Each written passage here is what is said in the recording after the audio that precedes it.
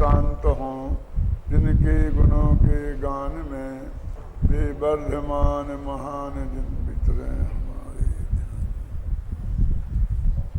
समय सार परमागम की 137 से 140वीं गाथा तक का टीका और टीका के बाद में जो महत्वपूर्ण प्रकरण है वो चल रहा है। संक्षेप में 5 मिनट में हम उस विषय को दोहराएंगे जिससे पुराने लोगों को भी याद आ जाए और नए लोगों को भी मालूम पड़े कि बात कहाँ से चल रही है। गाथाओं में कहा गया है कि अज्ञान का उदय क्या है। अभी अपन गाथाओं में पढ़ रहे थे, जिनने ध्यान से यदि उन गाथाओं का पद्यानुवाद पढ़ा होगा ना तो उनको ये बात ख्याल में आएगी कि उसमें लिखा था कि निज तत्व का अज्ञान ही बस उदय है अज्ञान का, और निज तत्व का अश्रद्धान ही बस उदय है मिथ्यात्व का। और ऐसे 5 गिनाए उनने, 5 उदय। असंयम का उदय ही है, ऐसा ऐसे गिनाए ना, असंयम का उदय ही असम। और ये अंत में ये प्रश्न खड़ा हुआ था कि एक जगह इस समय सार में 4 गिनाए और दूसरी जगह 5 गिना रहे। 109वीं गाथा में बंध के कारण 4 गिनाए थे और इन गाथाओं में 5 गिनाए हैं, और महाशास्त्र तत्वा सूत्र में भी 5 गिनाए हैं। लेकिन जब उनके अंदर देखते हैं तो जो प्रमाद नाम का कारण बताया है तत्वा सूत्र में, वो समय सार में बिल्कुल गायब है। और समय सार में जो यहाँ 5 बताए हैं उनमें एक अज्ञान का उदय नया कारण बता दिया है। तो तत्वा सूत्र से मतभेद के बारे में तो ये उत्तर दिया गया था कि वो कोई फर्क नहीं है, प्रमाद को अविरति और कषाय में शामिल कर लिया, क्योंकि प्रमाद अविरति रूप होता है या कषाय रूप होता है। प्रमाद के 15 भेद होते हैं ना, इसमें 4 कषायें, 4 विकताएं, 5 इंद्रियों की आधीनता और निद्रा और स्नेह, ये 15 भेद होते हैं। तो उनमें कषाय है तो कषाय के में आगे शामिल हो गई, और 5 इंद्रियों की आधीनता ये अवरति है, तो ये अवरति में शामिल होगी, बचा क्या? इसलिए उन्होंने अलग से नहीं गिनाया। फिर प्रश्न खड़ा हुआ कि उनने क्यों गिनाया, कि उसका और खुलासा हो जाए, इसलिए उनने भेद करके बता दिया। कौन सी इसमें बड़ी बात है? जैसे कि समय सार में 9 तत्व बताए, तत्वा सूत्र में 7 तत्व बताए। ऐसा माना जाता है दोनों ही गुरु चेले थे, कुंद गुरु थे, उमा स्वामी शिष्य थे डायरेक्ट। और फिर भी ये क्यों? तो वहाँ कहा गया ने पुण्य पाप को आश्रम बंध में शामिल कर लिया। तो इनने अलग से क्यों गिनाए? कि हम आश्रम को हे बताते हैं तो जो पुण्य को हे समझते ही नहीं है। जबकि आश्रम तो 2 ही प्रकार के होते हैं। जब हम बंध को हे बताते हैं तो ये पुण्य को हे समझते ही नहीं है, इसलिए हमने अलग से पुण्य पाप अधिकार लिख करके और बात विशेष खोल दिया। उनने नहीं खोला, तो ऐसी विभिन्न अपेक्षाएं आगम में हुआ करती हैं। अब यहाँ जो बात है कि ये तो दोनों समय सार की बात है। एक जगह 4 गिनाए, मिथ्यात्व, अविरति, कषाय और योग, और यहाँ बताए 5। तो कहते हैं यहाँ ये अज्ञान का उदय क्या आ गया, नया आ गया।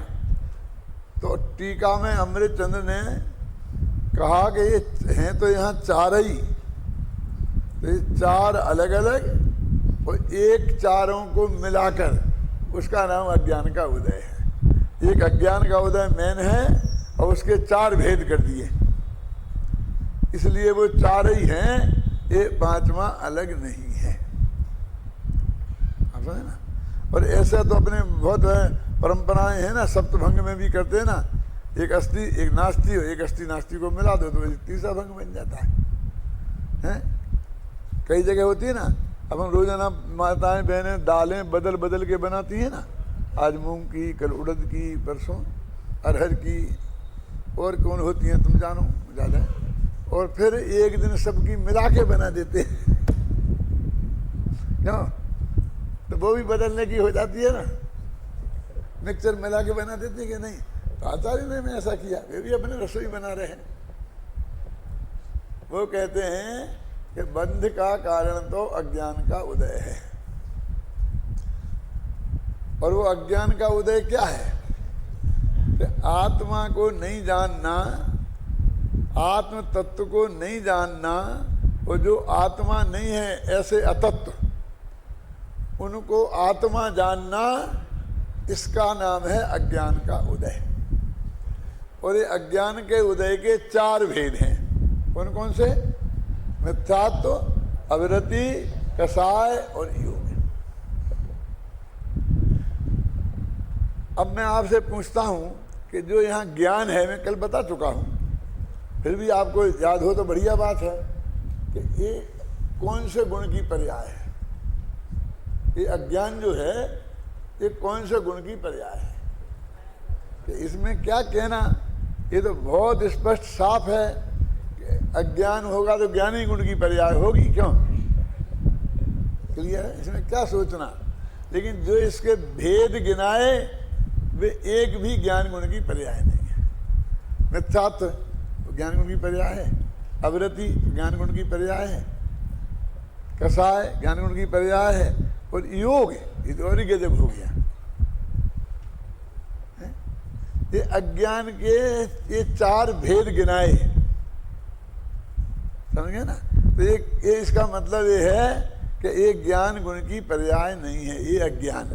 तो किस गुण की पर्याय है फिर? चारित्र गुण की। हाँ, घबराते क्यों हो?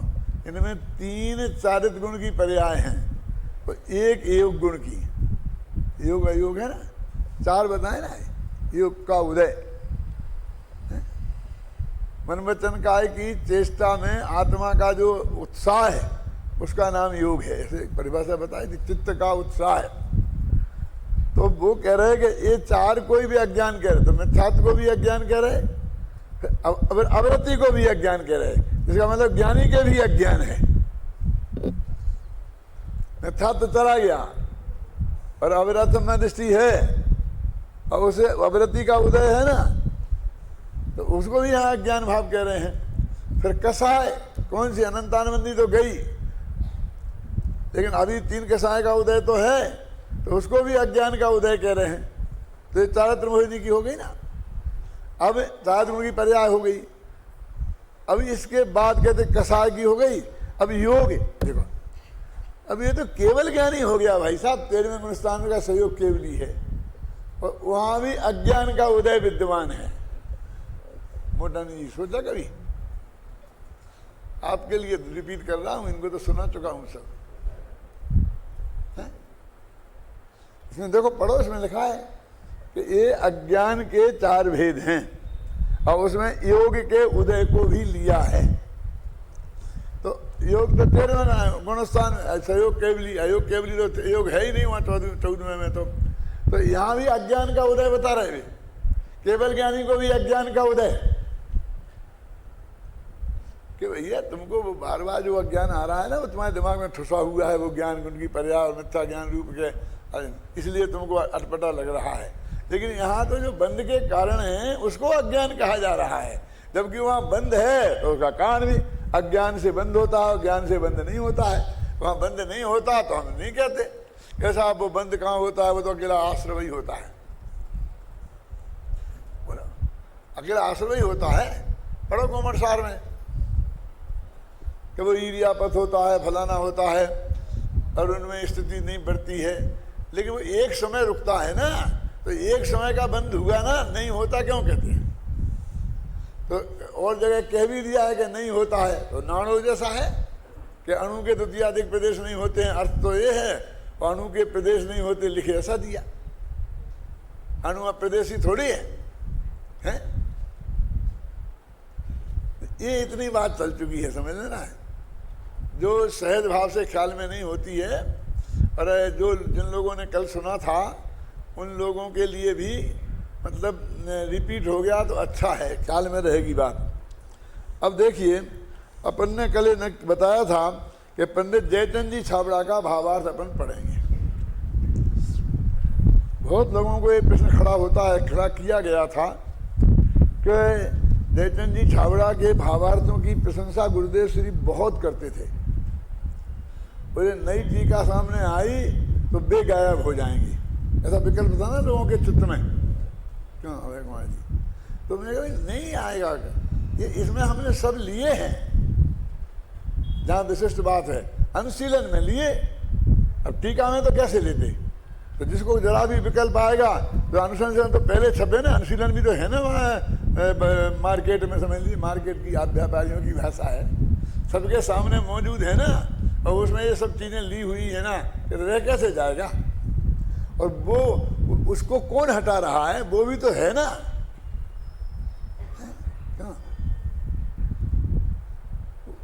चलो सुनो, क्या पढ़ते हैं ना, पेज नंबर बताओ, बोलो बोलो पेज नंबर। ये हवा से उड़ जाते हैं ना, इसलिए जरा गड़बड़ होती है।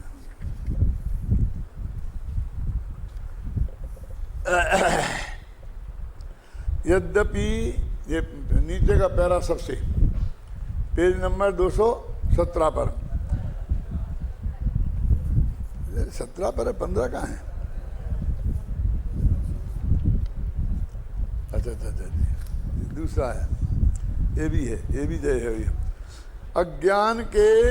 अज्ञान भाव के भेद रूप, देखो अज्ञान भाव के भेद रूप मिथ्यात्व जयचंद जी छाबड़ा के पकड़ में ये बात आई थी। तो हम सब महसूस करते हैं कि इतना गुरुदेव का पढ़ने सुनने के बाद और सब पढ़ने के बाद ये हमारी पकड़ में बात नहीं आई थी, इस अधिकांश मंजूर करते हैं ना। तो ये लिख देने के बाद भी 20-20 साल बाद हो गए इसे लिखे, पर अभी भी लोगों के ध्यान में ये बात नहीं है। और जयचंद जी छाबड़ा को कोई नहीं था, टोडरमल जी ने तो टीका लिखी नहीं इसकी, लेकिन उनने समय सार पढ़कर वो ये बात उनके ख्याल में आई थी, इसके लिए भी ये भावार्थ मैंने निर्धारित किया है। बात तो अपन ने लिखा ही थी आगे पीछे, लेकिन उनके ध्यान में आई थी। और जयचंद जी छाबड़ा समझते हैं आप क्या, जो ये मानते थे कि टोडरमल जी जैसी प्रतिभा मुझ में नहीं है। एक महाकवि बिंद्रावन जी, जिनकी बहुत पूजनीय और विधान है, बनारस में रहते थे। उनने जयचंद जी छाबड़ा को एक पत्र लिखा था उस जमाने में, वहां से कोई आदमी लेके पत्र आया था, जैसे तो डाक विभाग तो था ही नहीं, बनारस से जयपुर कोई साधारण दूरी तो है नहीं। उस पत्र में ये लिखा था, मैंने अपने पंडित टोडरमल व्यक्तित्व कर्तृत्व में छापा है उस पत्र को, कि मैं आपके पास न्याय व्याकरण आदि पढ़ने के लिए आना चाहता हूँ, क्योंकि वो ये महसूस करते थे कि मुझे न्याय व्याकरण नहीं आता। हिंदी का भी विद्वान थे, कवि थे, तो कविताएं लिखते थे। बनारसीदास जी भी ऐसे ही थे, उनने भी संस्कृत ताकत नहीं आती थी, बेचारों ने कलश टीका का सहारा लिया था। वृंदावन जी भी ऐसे ही थे। तो मैं आपके पास आना चाहता हूँ, एक तो बात इसलिए मुझे आप परमिशन दे तो मैं आऊँ और कुछ दिन वहाँ रहूँ आपकी पास। दूसरा प्रश्न लिखा था कि मोक्ष मार्ग प्रकाशक का अधूरा रह गया है, तो हम आपसे निवेदन करते हैं कि आप इसे पूरा कर दीजिए। और तीसरा था कि हमारे यहाँ तो पूजन की पद्धति वो 20 पंथ की थी ना, वहाँ उनकी पूजनों में सब 20 पंथ की गंध आती है, ये है। और आपके यहाँ कौन सी पद्धति है, ये भी उनने वहाँ जानना चाहिए थी। मेरा तो मतलब ये है कि उसका जो जवाब उन्हें दूसरे का दिया, उन्होंने कहा था दो के जवाब में बहुत मार्मिक बताता हूँ कि तुम्हें न्याय और व्याकरण पढ़ना है तो बनारस में ब्राह्मण विद्वान बहुत अच्छे हैं जो न्याय व्याकरण को बहुत अच्छी तरह पढ़ा सकते हैं, तो वहीं पढ़ लेना, इतनी दूर आने की ज़रूरत नहीं है। और मेरा समय खराब करने की जरूरत नहीं है। फिर न्याय व्याकरण में मैं समय खराब नहीं करूंगा तुम्हें पढ़ाने में। पढ़ा तो सकता हूं, लेकिन मैं पढ़ाने का काम नहीं करूंगा ये, क्योंकि उसको पढ़ाने वाले बहुत मिलते हैं और तुम्हारे यहाँ मिलते हैं जहाँ तुम हो, वहां पर लोग क्या दिक्कत है। यदि तुम्हें अध्यात्म का कुछ समझना हो तो तुम जरूर आओ, मेरे से जो बनेगा मैं आपको समझाऊंगा। तो ये तो एक बहुत मार्मिक बात है, हैं? क्या जयपुर को जैनियों की काशी कहा जाता था उस समय। किसी को यदि जैन दर्शन का गहरा अध्ययन करना पड़ता था तो वो जयपुर आने की सोचता था, और 250 वर्ष बाद फिर भी यही वही के वही आ गया।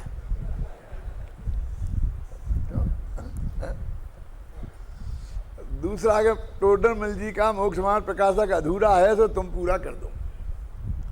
तो उसका लिखा था, भैया टोडरमल जी जैसी प्रतिभा हम में नहीं है। एक होता है मौलिक ग्रंथ और एक होते हैं टीका ग्रंथ।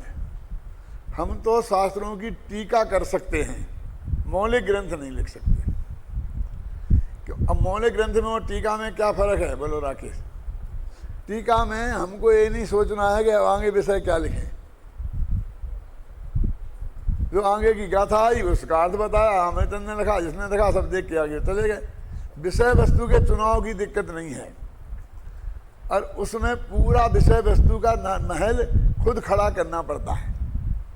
बेल जो है वो दूसरे पेड़ पे चढ़कर आकाश में कितनी ही ऊंची पहुंच सकती है, अपने भरोसे नहीं पहुंच सकती, जमीन पे ही पड़े रहना पड़ेगा।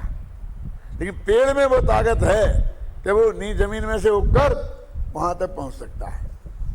टोडरमल जी में ऐसी ताकत थी कि वे मोक्ष मार्ग प्रकाशक जैसे ग्रंथ को कहाँ कौन अध्याय में देना, क्या क्या प्रकरण लेना, कैसे बनाना, किसके बाद क्या प्रकरण, सारा निर्णय कर सकते हैं। और हमारे पास ऐसी ताकत नहीं है। ये सबसे बड़ी बात है कि एक मौलिक प्रतिभा जिसे बोलते हैं कि नया ग्रंथ बनाना, तो उस ग्रंथ में कहाँ से हम क्या क्या विषयों का चुनाव करें, कैसे चुनाव करें। मान लो हमें अनेकांत साधवाद पे भी लिखना है, तो हम ये कहाँ लिखें?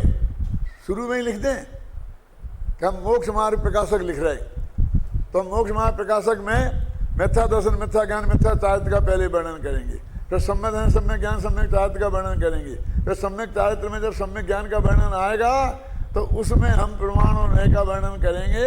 तो नए चक्र वहाँ आता है टोडरमल जी का। ये 7वें अध्याय में तो नया भाषों की बात आई है, नयों के बारे में कैसी गलतियां करती थोड़ी थोड़ी वो बताई है। मैंने जो तीर्थंकर महावीर और उनका सर्वोदय तीर्थ किताब लिखी थी ना, तो मैंने उसके भी खड़ा करने में क्या किया, 2 खंड रखे, एक सिद्धांत खंड और एक जीवन खंड। फिर जीवन खंड के 3 टुकड़े किए। कैसे किए, पढ़ा है क्या नहीं? पहले मैं भगवान महावीर से लेकर पहले क्या हुआ, आदिनाथ से लेकर महावीर तक क्या हुआ, पूर्व परंपरा, समझ गए ना। और दूसरे खंड में महावीर के पहले भवों में क्या हुआ, अब समझे ना। एक उनके पिताजी, अपने दो हैं। एक ऐसा कि मेरे पिताजी, उनके पिताजी, हमारी एक देह की परंपरा है। और एक में पिछले भव में उसका भव कहाँ से, उसका भव कहाँ से, एक भवों की परंपरा है। 2 समझ गए आप। हमारे पूर्व में दो पूर्व हैं, एक शरीर का, एक आत्मा का। शरीर का पूर्व क्या, मेरे पिताजी, पिताजी के पिताजी, पिताजी के पिताजी, समझ गए ना। तो महावीर के भगवान के पूर्व माने आदिनाथ।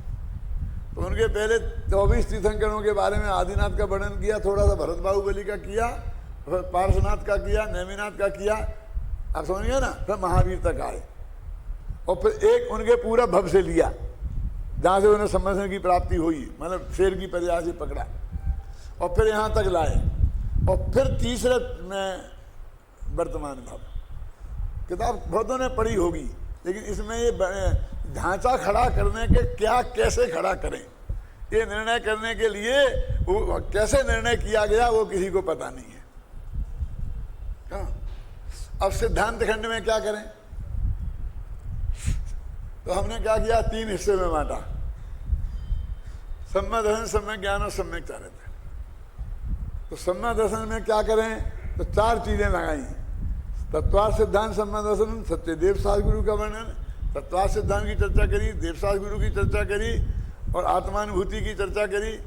आप समझे ना? तो इस तरह से उसमें 4 हिस्से बांटे, तत्व विचार और आत्मानुभूति ये सब लिए। फिर सम्यक ज्ञान खंड में प्रमाण और नए और अनेकांत और शादवाद, ये 4 चीजें ली। फिर सम्यक चारित्र में 5 अणुवेद, 5 महावेद, वो सब जो आता है ना। अब अहिंसा महावीर को यदि बहुत लंबी जगह वहां दे देते हैं तो उतना ही सत्य को दो, अन्याय तो थोड़ी करोगे उतनी डिटेल में। तो वहां संक्षेप में निपटा दिया और परिशिष्ट में फिर अहिंसा पर एक चीज जोड़ी जो हमें बहुत विस्तार से अहिंसा के बारे में कहना था।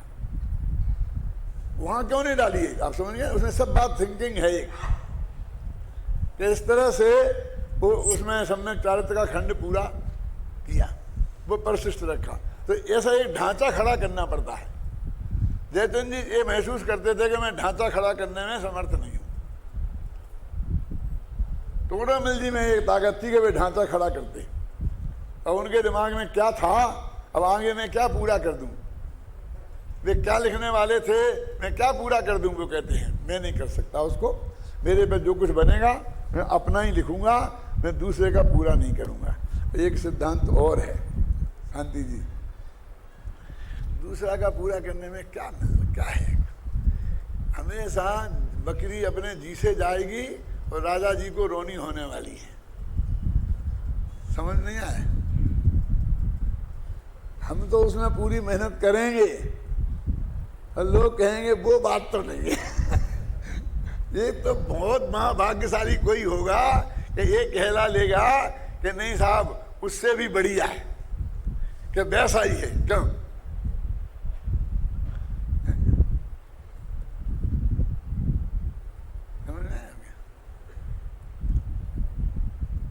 इसलिए वो काम नहीं।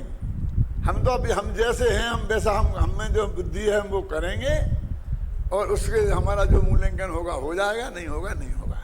हमें दूसरों के उस तुलना में खड़े, हम उनकी तुलना में खड़े नहीं हो सकते। जयचंद छाबड़ा ने कहा। तो मैं ये दो जो अंतर होता है वो मैंने आपको बताया, ख्याल में आई ना, कि भाई दूसरे की पूरी करें हम तो वो उसी की तुलना में जाएगी, उस दृष्टि से देखेंगे ना। मैं एक बात और बताना चाहता हूँ, एक आध दफे मैंने बताई देवलाली में, अभी फिर दोहराना चाहता हूँ, इतिहास भी रह जाए इसके लिए भी, कि पंडित टोडामल व्यक्तित्व कर्तृत्व लिखने के तत्काल बाद मेरे दिमाग में यह था कि कांजी स्वामी पर ऐसा ही ग्रंथ लिखा जाए जैसा कि पंडित टोडामल व्यक्तित्व कर्तृत्व है ना, तो कांजी स्वामी व्यक्तित्व कर्तृत्व और जैसा कि टोडामल जी का अध्यायों का वर्गीकरण है उसी तरीके से लिखा जाए। उसके 2 खंड रखे जाएं, एक उनका जीवन खंड और दूसरा उनके द्वारा प्रतिपादित सिद्धांत खंड। सिद्धांत खंड में उनके द्वारा प्रतिपादित नयों का वर्णन, क्रमबद्ध पर्याय का वर्णन, निमित्त उपादान का वर्णन, जो उनके त्रिकाली ध्रुव का वर्णन, ये सारे सब्जेक्ट उसमें लिए जाएं सेकंड खंड में, और फर्स्ट खंड में उसमें जीवन लिया जाए। ये दिमाग में मेरा प्लानिंग था और 400 पेज मेरे दिमाग में थे उस वक्त। मैंने पाटनी जी को कहा, बाबू भाई को कहा, हेमचंद भाई को कहा, लेकिन सबसे पहली दिक्कत ये खड़ी हो गई कि आप स्वामी जी के मामले में जो उनका जीवन चरित्र लिखेंगे, बहुत लोग कहते हैं लिखो, तो उसमें ये जो चलता है ये लिखेंगे कि नहीं? क्या विपुल? कभी नहीं, 3 लोगों 3 काल में कभी नहीं।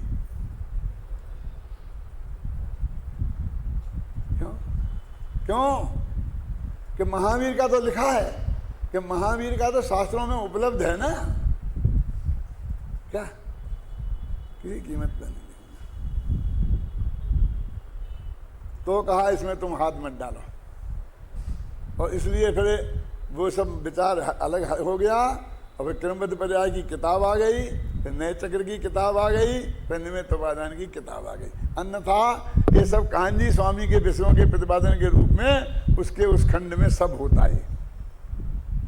क्या समझे ना आप? और एक और गुप्त बात है, अभय जी कहें तो बता दूं।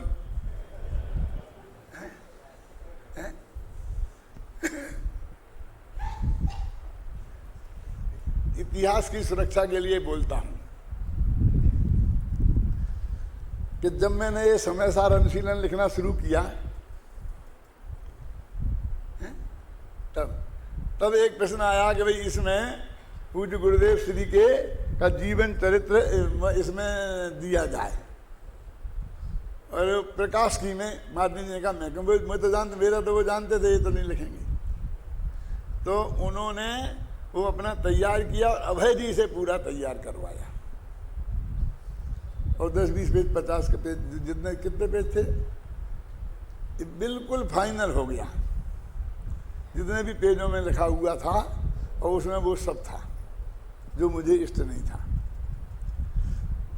मैंने कहा उनसे कि ये मेरी इस किताब के प्रकाश की में नहीं छपेगा। आपका ये प्रकाश की, आपको अलग किताब छापना है छापो, बांटो, जो भी करना हो करो, मुझे कुछ नहीं कहना है। लेकिन मेरा इसमें नाम है, मेरे नाम के साथ ये किसी कीमत पर नहीं जा सकता।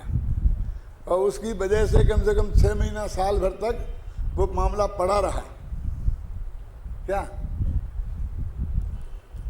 और ये समय सार अनुशीलन में इसकी जरूरत क्या है? मैंने कहा तो आपको बता रहे हैं। जो आप लोग कहते कि आप नहीं बताते, नहीं कहते, क्यों नहीं कहते? ये मैं अनुशीलन लिख रहा हूँ, जहाँ गुरुदेव को कोटन करना है। तो इसमें कहाँ आता है कि मैं टोडरमल जी का डालूंगा, किसी का डालूं? इसमें कोटेशन तो मैं सबका दे रहा हूँ। फिर अम्बेचंद का जीवन भी डालूं, फिर जयसेन का जीवन भी डालूं, फिर पांडे राजमल जी का जीवन डालूं। उदाहरण तो मैं सबके दे रहा हूँ ना। ये समय सार अनुशीलन है। तो इसमें कुंद कुंद का परिचय होगा कि समय सार का परिचय होगा, और किसी का नहीं। आखिर वो पढ़ ही रहा। अब अभय जी के पास होगा, सुरक्षित तो होगा, और मेरे पास तो है नहीं। फिर वो नहीं छपा, तब ये समय सार अनुशीलन छपा। अब क्यों नहीं लिखा, क्या नहीं लिखा, अभी किससे कहे ये कहानी? किसके आप सुनेंगे ना? नहीं तो मैंने बोला ना कि 72 में, सन 72 में ये मैंने डिसीजन लिया था कि वो लिखने का। और ये 91 में जब समय सार अनुशीलन लिखा गया तब ये चक्कर आया कि मैं अपने नाम को उन बातों से किसी कीमत पर जुड़ने नहीं दूंगा। क्यों? क्योंकि मैं तो आगम से बंधा हूं, और आगम में क्या प्रमाण मुझे लाके बताओ। क्यों? कि कुंद कुंद का तो लिखा है, कुंद कुंद का लिखा है कि उनके बारे में एक किंवदंती प्रसिद्ध हैं। क्या समझे? क्या लिखा?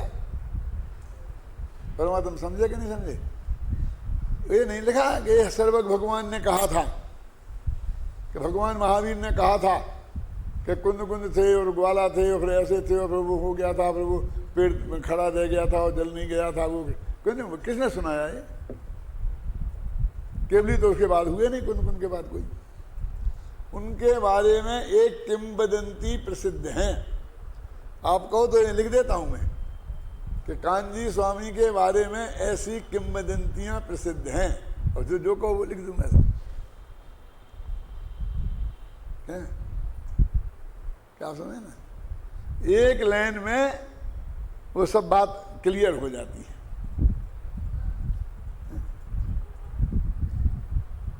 तो जयचंद जी छाबड़ा कितने बुद्धिमान थे, कितनी महिमा मेरे चित्त में उनकी है, ये बता रहा हूं मैं आपको।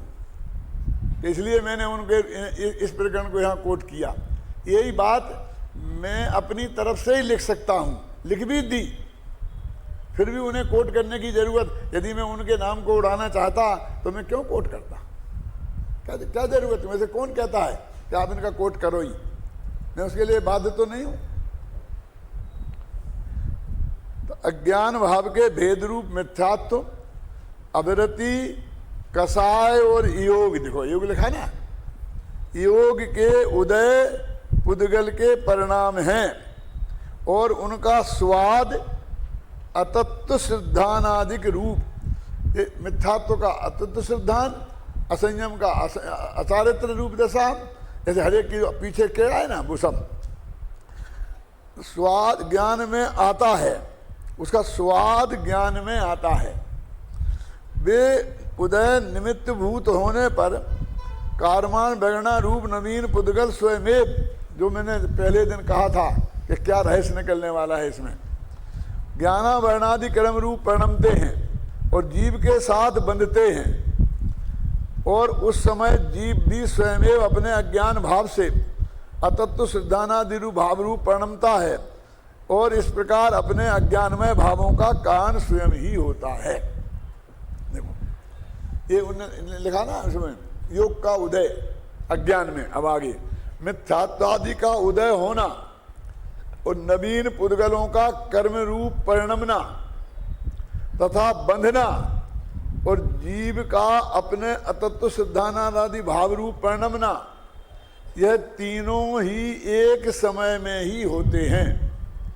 सब स्वतंत्रतया अपने आप ही परिणमते हैं, कोई किसी का परिणमन नहीं कराता।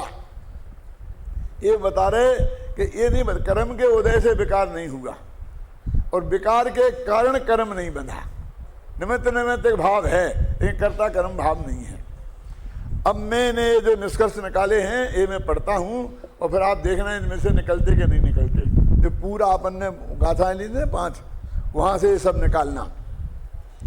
गाथाओं में तो अज्ञान का उदय, मिथ्यात्व का उदय, असंयम का उदय, कसाय का उदय और योग का उदय, ये 5 प्रकार के उदय बताए हैं। परंतु आत्मख्याति टीका में अज्ञान के उदय को मुख्य रखकर शेष 4 को अज्ञान के उदय के भेद रूप में विरूपित किया है। माने गाथा में ये बात नहीं है, वहां संकेत भी नहीं है और अमृतचंद्र ने एक किया। इस कारण वे चारों ही एक प्रकार से अज्ञान के ही उदय हैं। अब वो जो योग है वो भी अज्ञान का उदय, कसाय का उदय वो भी अज्ञान का उदय। अब आप कहते हो बंध का कारण तो अज्ञान है, कसाय तो है नहीं। अब ये अंदर अंदर कसाय घुसी है ना, उसमें अज्ञान लिखा, मिथ्यात्व तो है नहीं। इस प्रकार अज्ञान के उदय में 5 ही गर्भित हो गए। यही कारण है कि इन 5 को एक अज्ञान भाव शब्द से ही अभिहित किया जाता है। अब जो जगह जगह अज्ञान भाव आए वो कौन सा अज्ञान भाव है ये आपको नक्की करना पड़ेगा। वो औदिक अज्ञान है, वो क्षय सम्मुख अज्ञान है कि ये अज्ञान है, कि जिसके ये 4 भेद हैं। इन 5 की परिभाषाएं टीका और भावार्थ में स्पष्ट हो ही चुकी हैं। भावार्थ में यह भी स्पष्ट कर दिया है कि अज्ञान भाव के भेद रूप ये सभी उदय पुद्गल के परिणाम हैं और इनका स्वाद अतत्व सिद्धानादि के रूप में ज्ञान में आता है, इसलिए वो अज्ञान का उदय नाम दे रहे। उनका स्वाद ज्ञान में आ रहा ना। मिथ्यात्वादि का उदय होना, नवीन पुद्गलों का कर्म रूप परिणमना और जीव का अतत्व सिद्धानादि रूप परिणमना, यद्यपि ये तीनों एक ही समय में होते हैं, सब स्वतंत्र रूप से अपने आप ही परिणमते हैं, कोई किसी का परिणमन नहीं कराता, तथापि इनमें निमित्त नैमित्तिक भाव अवश्य है। स्पष्टीकरण हो गया। अब एक यहाँ महत्वपूर्ण प्रश्न उपस्थित होता है, ये है अनुशीलन। अनुशीलन इसका नाम है। अनुशीलन किसे कहते हैं? अनुशीलन किसे कहते हैं? डिक्शनरी में देख रहे हैं, चल रहा है काम। कुछ विद्यार्थियों को सब्जेक्ट दे दिया इन लोगों ने और वो बोलने के लिए अनुशीलन, मेरे अनुशीलन किसे कहते हैं, अनुशीलन किसे कहते हैं। अब अनुशीलन इतने लिख दिए ना मैंने, अब जो लिखे उन्हें अनुशीलन कहते हैं। और अनुशीलन क्या क्या, अनुशीलन क्या बताऊं? बोलो। अपन जाते थे ना यात्रा में अभय जी, तो कहते हमारा ज्ञान कैसा है कि एक गांव में, मैं बोलता था रोजाना के व्याख्यान में, हाँ धर्म चक्र की व्याख्या में ऐसा बोलता था कि एक गांव में ऊंट आया। उस गांव में पहले कभी कोई ऊंट नहीं आया था, तो किसी ने ऊंट नहीं देखा था, लेकिन बच्चे तो अपने माँ बाप को सर्वज्ञ समझते हैं। क्यों? तो वो हर बात पूछते हैं, पापा ये क्या है, पापा ये क्या है, पापा ये क्या है, और पापा जवाब नहीं दें कैसे हो सकता है। तो उन्हें पापा ये क्या है कि ये ऐसा ही होता है कि पापा इसके गले में क्या बना है, एक घंटी बनी थी कि बेटा ऐसे के गले में ऐसा ही बना होता। इतने ज्ञानवान है। मैंने कहा धर्म चक्र चला था महावीर का तो किसने देखा था, उसका नक्शा कोई शास्त्र में बना है? ये झगड़ा क्यों खड़ा होता था? क्योंकि दिल्ली ने 4 धर्म चक्र निकाले थे 4 प्रांतों में, उत्तर पूर्व दक्षिण में, और एक हमने निकाला था गुजरात का अलग। तो उनने वो जो 4 धर्म चक्र बनाए थे उसमें वो धर्म चक्र ऐसा बनाया था, और बिल्कुल लकड़ी का पट्टा करके ऐसे बना के जीप मीप में बनाया था। और हमने बनाया था कि वो अपनी बस थी यहीं जयपुर में ही तो बनाया था पूरा हमने आके सामने, तो उसमें एक ऐसा लगाया था चक्र और वो घूमता था। जब बस चलती थी तो बहुत तेजी से घूमता था। तो लोग कहेंगे धर्म चक्र ऐसा था कि धर्म चक्र वैसा था। अब मेरे को एक व्याख्यान धर्म चक्र में करना पड़ता था रोजाना कि ये धर्म चक्र सही है कि वो धर्म चक्र सही है। तो मैं यही उदाहरण देता था कि भैया राम का जन्म कहाँ हुआ था? अयोध्या में तो सब जानते हैं, लेकिन अयोध्या तो सैकड़ों मील लंबी चौड़ी होती है, उसमें पर्टिकुलर पॉइंट जगह कौन सी थी ये तो कौशल्या के अलावा कौन बता सकता है। अब जिसने देखा वो धर्म चक्र वो बताए कैसा था वो।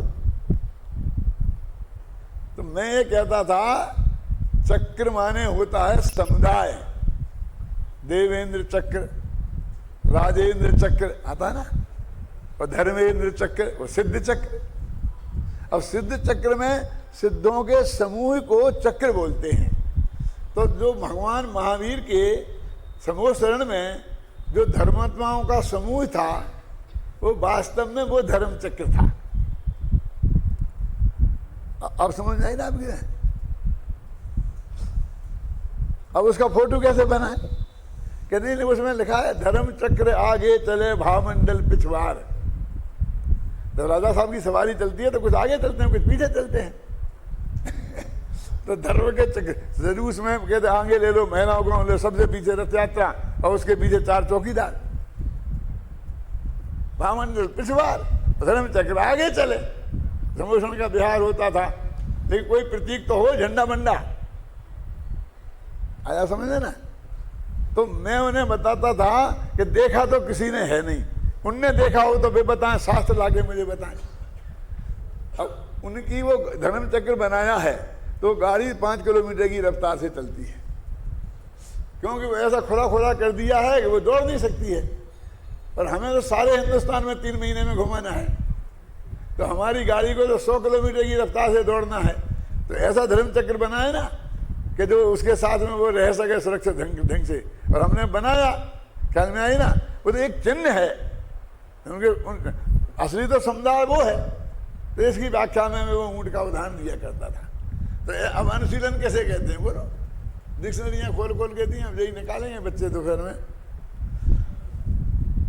अब देखिए क्या बात चल रही थी अपनी, कहाँ है?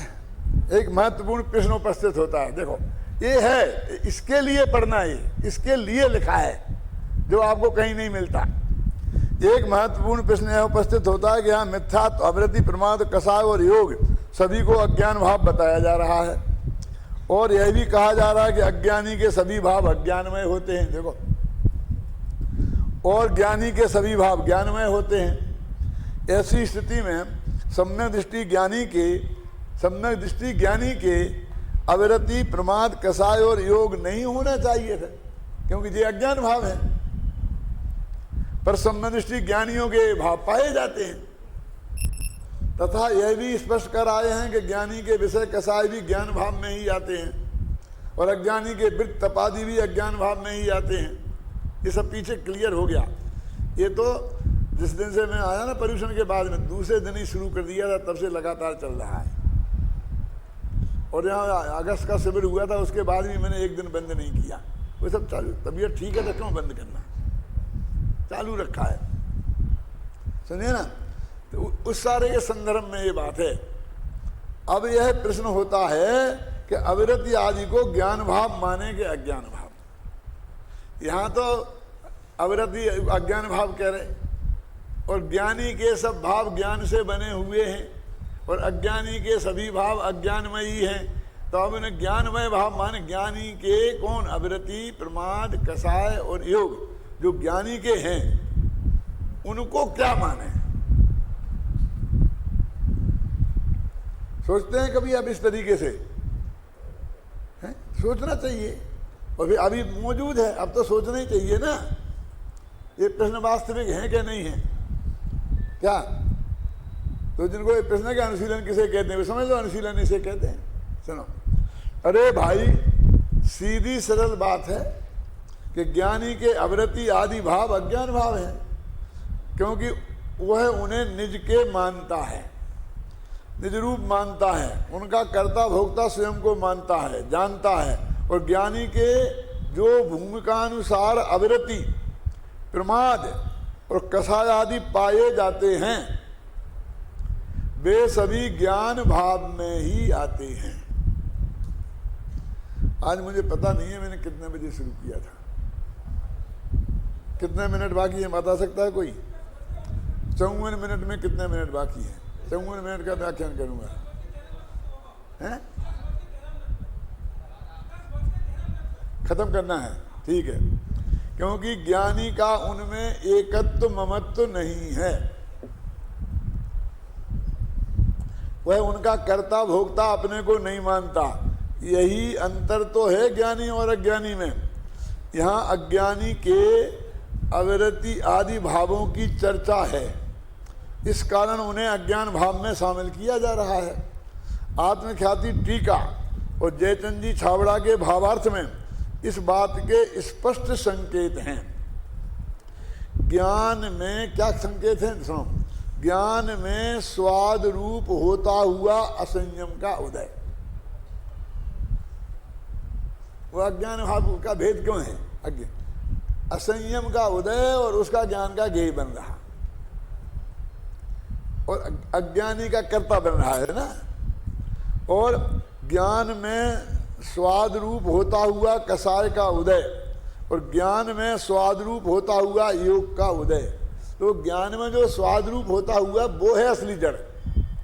इत्यादि कथन से यह स्पष्ट है कि अज्ञानी का ज्ञान उन्हें अपना मान रहा है, अपना जान रहा है। ज्ञानी की पर्याय में भूमिकानुसार विद्यमान अविरति कषाय आदि के उदय ज्ञानी के मात्र गेय बनकर रह जाते हैं। सारी दुनिया गेय है, सारी दुनिया जैसे उसकी नहीं हो जाती है तो ये भी उसके ज्ञान के गेय बने हैं, बस खत्म। स्वाद रूप नहीं होते। अब देखो क्या फर्क है। अब स्वाद रूप होना और ज्ञान के गेय बनने में क्या फर्क है? देखो ये माताएं बहनें खाना बनाती हैं और बीच में माताओं बहनों के ऐतराज हो तो मैं कोई बात नहीं, मैं रसोइयों का उदाहरण ले लेता हूँ कि ये कोई गड़बड़ नहीं हो जाए, सब्जी में ज़्यादा नमक ना पड़ जाए, कम ना हो जाए, ये सब उसको बीच में चख लेते हैं, चख लेते ना वो। और फिर वे जब भोजन करते हैं तब। अब इन दोनों में क्या फर्क है? जब वो चखते हैं उस वक्त अकेला ज्ञान का गेय बनाना उद्देश्य है, आनंद लेना उद्देश्य नहीं है। और जब भोजन करते हैं तो उसका मजा लेना उद्देश्य है। एक अकेले उस वक्त उसके अकेले ज्ञान के गेय बने और इस वक्त स्वाद रूप बने। समझ गया ना?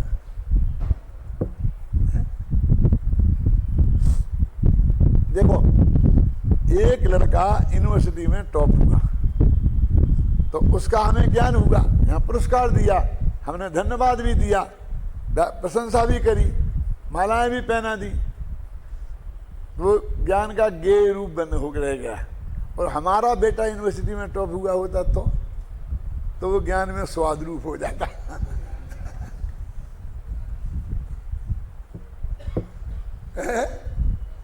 समझ में आया कि नहीं आया?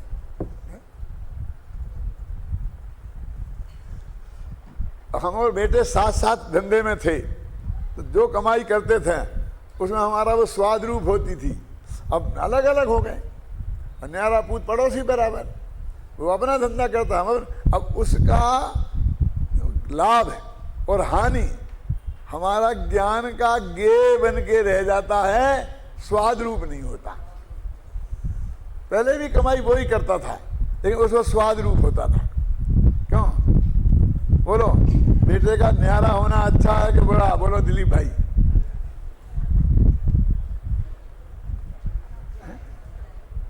सोचो,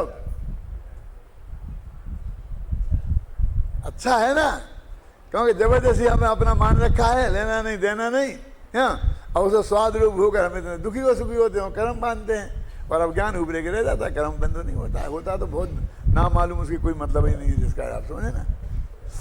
कहीं तो हुआ कि न्यारा है और न्यारा जानो कि साहब, लेकिन तुमने जब वो न्यारा हुआ तब न्यारा जाना। दिक्कत ये है, जब वो तुम्हारे साथ पार्टनरशिप में था तब तुमने न्यारा नहीं जाना, एक खतरा है। बोलो कैला जी, समझ में आया कि नहीं आया? वो स्वाद रूप होना बार बार लिखा था ना, उसमें सारी जड़ भरी थी। अज्ञानी का स्वाद रूप होता है और ज्ञानी का स्वाद रूप नहीं होता है, ज्ञेय रूप होता है। ज्ञानी उसे जानता है। भाई इतना सा फर्क पड़ने वाला है। अब दोनों खाते दोनों ही है। अब सामने वाले को क्या पता पड़े कि इसे स्वाद रूप हुआ कि नहीं हुआ?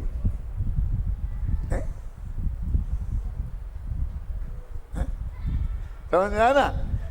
दोनों ही एक वही खाना बन रहा है शिविर में, और सब जने एक खा रहे हैं। अब किसको स्वाद रूप हो रहा है, किसको गेय रूप हो रहा है, पता ही नहीं चलता। क्यों? अब वो बंद में कितना फर्क पड़ जाएगा, सोच लो आप। खाना तो वो अशुद्ध खाने की बात नहीं है, तो शुद्ध खाने की बात है। ख्याल में आई ना? देखो पढ़ते कहाँ है, ज्ञानी, यहाँ अज्ञानी के अवृत्ति भावों की चर्चा है, यहाँ अज्ञानी के अवृत्त भावों की चर्चा है, इसलिए स्वाद रूप कह रहे। इस कारण उन्हें अज्ञान भाव में शामिल किया जा रहा है।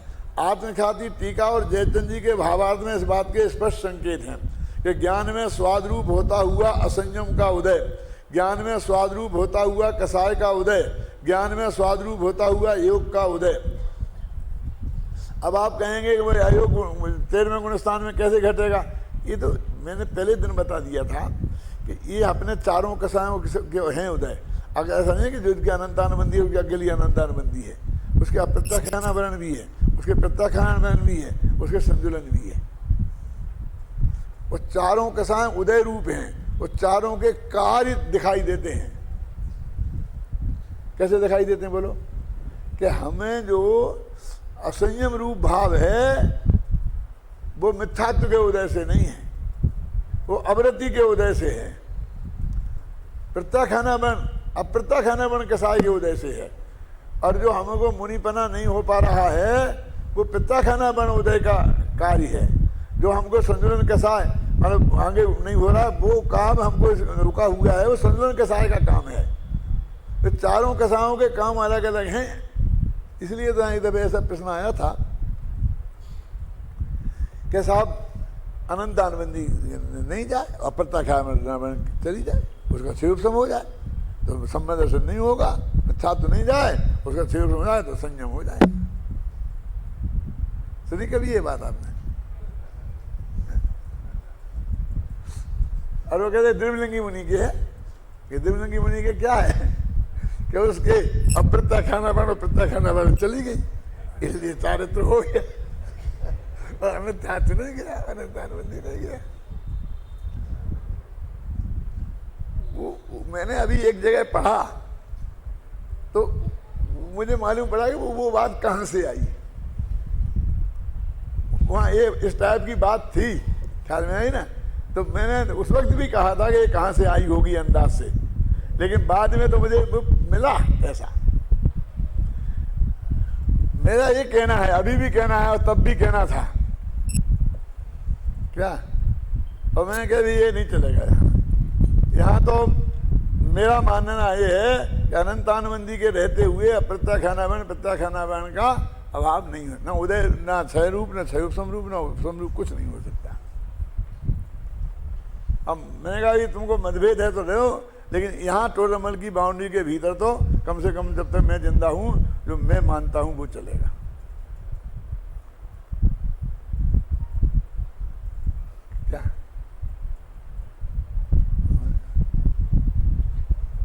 उनके जाने का भाई साहब एक क्रम है, ऐसा नहीं चलेगा। देखो इत्यादि कथन से यह स्पष्ट है कि अज्ञानी का ज्ञान उन्हें अपना जान रहा है। ज्ञानी की पर्याय में भूमिकानुसार विद्यमान अविरति कसाय आदि के उदय ज्ञानी के मात्र गेय बनकर रह जाते हैं, स्वाद रूप नहीं होते। ज्ञानी उन्हें अपना नहीं जानता। यही कारण है कि ज्ञानी का उन्हें जानने रूप परिणमन ज्ञान भाव में ही आता है। तो ये पंक्तियां कब लिखी गई थी मालूम आपको? ये 92-93 में लिखी गई होंगी, 93-94 में, क्योंकि 91 में मैंने ये लिखना शुरू किया था। ये कर्ता कर्म अधिकार यहाँ तक आए होंगे ना, तो ये 10 साल लगे मुझे इस लिखने में। 2200 2250 पेजों को लिखने में 10 साल लगे। बीच बीच में दूसरी चीज़ें भी आती रहीं, दूसरी छोटी छोटी किताबें बन के वो भी निकलती रहीं, है ना। तो इसमें उसके बीच में ये मेरी समझ, और उस वक्त सब लोग विद्यमान थे, मतलब गुरुदेव के अलावा। क्या कह रहे हो? तब मैं लिख दिया, भीतरा विज्ञान आत्म धर्म जो भी था उसमें छापा है, गया है, सबने पढ़ा है।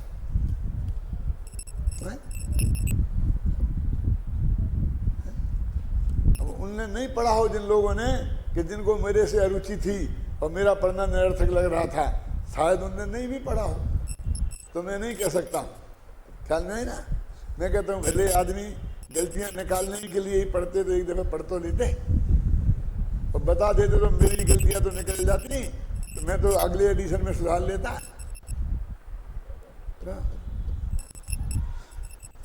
आत्मख्याति टीका के अंतिम पैरा और जयचंद जी के भावार्थ में समागत तथ्य भी ध्यान देने योग्य है।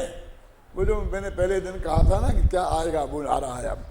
उनमें जो कुछ कहा गया है उसका भाव इस प्रकार भाषित होता है, इसमें लिख दिया कि मुझे ऐसा लगता है, ये भाव होना चाहिए। देखा ना। यद्यपि पुराने पौद्गलिक कर्मों का उदय, ये आज पढ़ देता हूं, कल फिर रिपीट करूंगा, चिंता नहीं करो। उनके निमित्त से आत्मा में उत्पन्न होने वाले औपाधिक भाव, विभाव भाव, रागद्वेष रूप परिणाम, उन सब परिणामों के निमित्त होने वाले आगामी द्रव्य कर्मों का बंध इन तीनों क्रियाओं के एक साथ एक समय में ही संपन्न होती हैं। तथापि पौद्गलिक परिणमन पुद्गल में होता है, उसका उपादान पुद्गल है, और राग देश के परिणाम आत्मा में होते हैं, उनका उपादान आत्मा है। देखो अभी समय खत्म हो रहा, मैं बता देता हूँ क्या आने वाला है कल। एक दिन बताया था, आज फिर बताता हूँ, कल विस्तार कर लूँगा। वो कहते हैं पुराने कर्म के उदय से हम में राग देश हुए, तो राग देश के निमित्त हुए, पुराने कर्म के उदय निमित्त हुए। उपादान तो आत्मा का राग रूप परिणाम में आत्मा ही है, और फिर उन राग देश से नए कर्म बने। यही है ना। अब ये कहना चाहते हैं कि बीच में ये क्यों राग को फंसाते हो? पुराने कर्म के उदय आए और उनसे नए कर्म का बना हो गया, पुद्गल का पुद्गल में हो गया। पुराने पुद्गल कर्म के उदय और नए पुद्गल कर्मों का बंध। अब बीच में ये राग वाला मामला तुमने जोड़ रखा है, आत्मा को फंसा रखा है, तो इससे जो हम कहते हैं ना कि जीव का कर्ता जीव, पुद्गल का कर्ता पुद्गल, उसमें तो फिर शंका खड़ी जाती है। बीच में राग के बिना तो नहीं होगा, राग के बिना तो नहीं होगा, राग के बिना। वो कहते थे थोड़ी इसकी उपेक्षा करो, और ऐसी उपेक्षा करने की हमारी आदत है, जनागम में भी और लौकिक में भी। क्या कि उसके वो पुराने कर्म का उदय आया, इसीलिए तो राग देश हुए और इसीलिए कर्म बने। तो पुराने कर्म का उदय हो गया निमित्त, और नए कर्म का बंद हो गए निमित्त। हमको क्या लगता है, देखो अभय कुमार जी फिर ध्यान देना जरा, कि पुद्गल तो उपादान है, निमित्त थोड़ी होगा। निमित्त कैसे करे शांति जी? अरे भैया, एक पुद्गल का वो ही उपादान होता है, वो तो दूसरा पुद्गल है। जिसका उदय आया वो दूसरा पुद्गल है, और जो बना वो दूसरा पुद्गल है। इसलिए वो निमित्त ही होगा, उपादान नहीं होगा। समझ में आई ना? इसे तो बस पुद्गल का पुद्गल में निपट गया, अपन अलग हो गए। और अब ऐसा इसमें लगाओ कि अपना जो राग किया उससे कर्म बना, और फिर वो उदय में आया तो उससे राग हुआ। अब कर्म को बीच में क्यों फंसाते हो? हमारे पूर्व राग से नया राग पैदा हुआ, इसका भी सीधा रखो तो पुद्गल अलग हो जाए बिल्कुल, अपन अलग हो जाए, बीच में गुत्थम गुत्था हो रही, ये सब गड़बड़ है। ये बात कहने वाले हैं, उतनी उपेक्षा करो। पुद्गल के कारण पुद्गल बंधा, पूर्व पुद्गल कर्म का उदय और नए पुद्गल कर्म का बंध, और पूर्व भाव राग देश भाव कारण और नए राग देश भाव कार्य। क्या निमित्त क्यों कहते हैं? निमित्त अलग है ना, वो पुराने राग भाव अलग थे, ये राग भाव अलग है, ये थोड़ी है। जो ये तो अभी नए पैदा हुए, अभी तो नष्ट हो रहे, वो राग देश भाव थे। तो ये बात इसमें आने वाली है।